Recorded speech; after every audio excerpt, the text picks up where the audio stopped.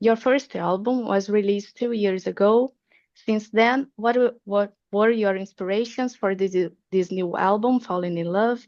What kind of sound, music style do you intend to pursue at the moment? Is there some kind of music that you haven't tried yet, but that you still want to make in the future? Well, I've been writing this new record in the last 2, 3 years, and I've been traveling a lot for shows. So the inspiration I took from, everything that was surrounding me, not just my personal experiences. It's been a fun journey, differently from the first record, where, unfortunately, we're coming from COVID, and you could kind of like feel the distance in the productions as well.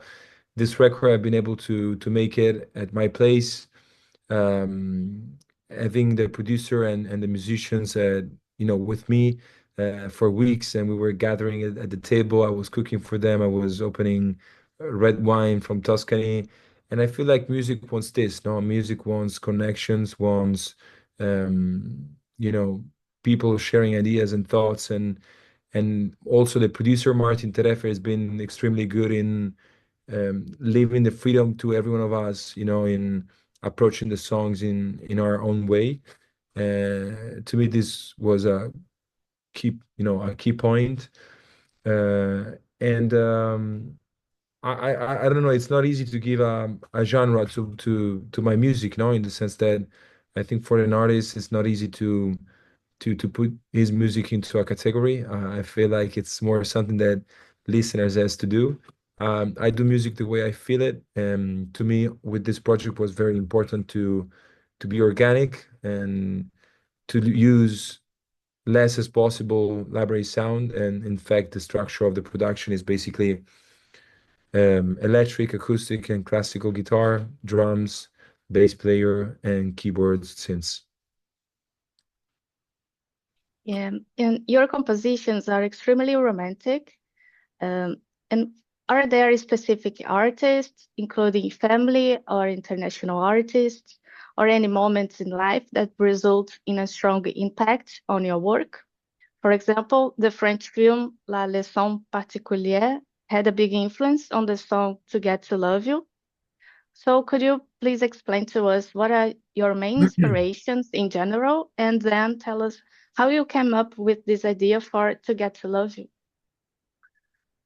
The Les Particulier is a beautiful music theme. In my opinion, whenever someone made a beautiful work, it's important to keep the memory of that work alive. Probably it didn't need myself, but I really enjoyed that piece of music, and I thought that would have been um, a beautiful thing to create a song around it. Then we made, obviously, on top of it, we built, my own story, my own storytelling. But the inspiration on this album is basically, again, taken by, many life experiences that I had in this last couple of years. Many things has happened. We all change as human beings. We evolve. We grow up, and and we feel us as artists the need to express ourselves. But it's not just also about us. It's about people that surrounds us. Sometimes it can be, as we said before, it can be a movie, it can be a book that you read, and as long as it brings, in my opinion, a nice message, a good message, a message that gives people, a smile, a lighter day. To me, it's this is the goal of music.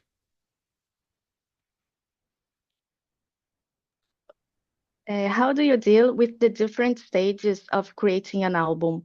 From the very beginning, when ideas start to appear, until the end of everything concerning that album, is there a specific activity you enjoy the most, such as composing, recording, and performing?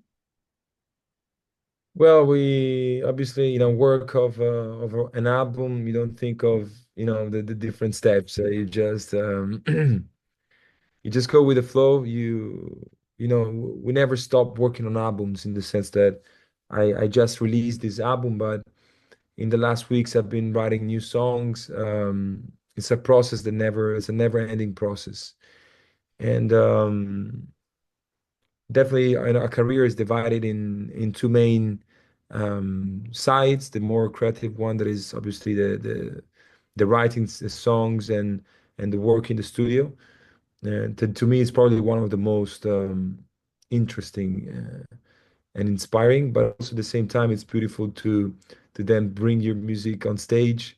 And the special thing of live shows is that you connect, with a large amount of people, and it feels like it's not just about your feeling, it's not just about the energy you bring, but it's about the the whole thing together, and so it's like it feels like your energy but exponential. And do you usually compose in English, or this is a current option? Would you say that the intention is to reach a wider audience so that more people could relate to the songs as they listen to them right away? Well, obviously I'm not English mother tongue, but I do enjoy writing in English. I perform in English. I mean, I sing in English since I was a little kid. So with music, it feels um, very easy to me. Um, but at the same time, obviously, Italian is my language. To me, Italian is a language that unfortunately is not spoken all over the world, but it's one of the deepest language. It's one of those languages where you can literally like describe an emotion in many different ways. And for that, it's also very inspiring. So there's a majority of songs in English in this record, because obviously, yes, as more international, you know, it's a more international project.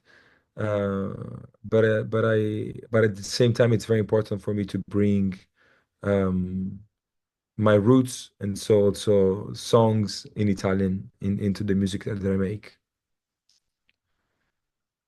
And in the new album, there are two songs with collaborations. Mi Storia entre Teus Dedos with Gianluca Grignani, I'm sorry if I mispronounced, Yeah. and Glimpse of Happiness with John Baptiste.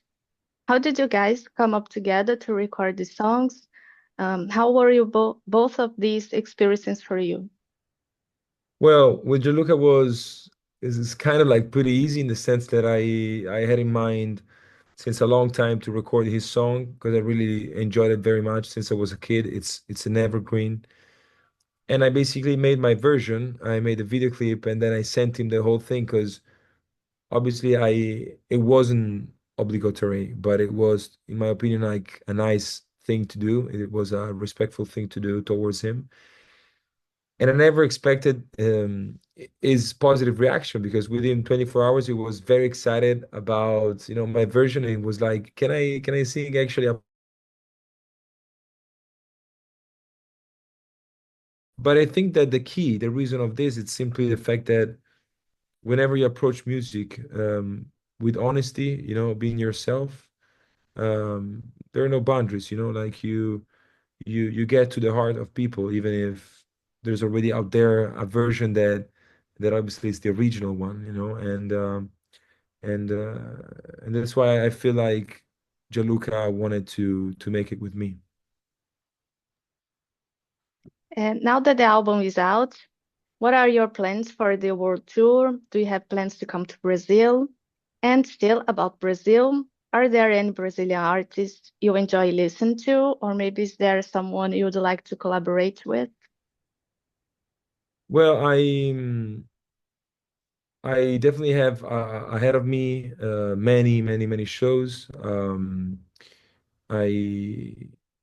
I'm starting from Europe in October, from Tallinn. Then I go at the end of November back in the United States, and then has to be announced, but I'll be back in Brazil in 2026. So I can't say more, but it's planned, and I can't wait again to share it with all of you. Brazilian artist I love a lot, Toquinho. I grew up with his music. My father was often playing his songs, with a guitar, and so who knows, maybe. But but yes, there are many incredible artists in Brazil, and there's a beautiful music culture, and let's see, you never know in life. And so to finish, what message would you like to deliver for your Brazilian fans? To all my Brazilian fans, with which I started to have a beautiful connection, because I already have a fan base there that it's very supportive. So I really wanna thank them for the love and for the support that they are already sharing with me for the new music. And I can't wait to be back and to sing the whole songs of the album to you. So thank you very much, Matteo. Grazie. Obrigado.